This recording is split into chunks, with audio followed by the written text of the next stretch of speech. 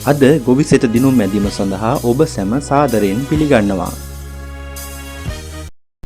අද ගොවිසෙත ජයමල්ල ගොවිසෙත ඉංග්‍රීසි අක්ෂරය සහ ඉලක්ක මොනවද කියලා අපි බලමු. බලන්න ඔබේ ටිකට් පතෙහි මෙම අංක සහ අක්ෂරය නිවැරදිව සටහන් වෙලා තියෙනවද කියලා.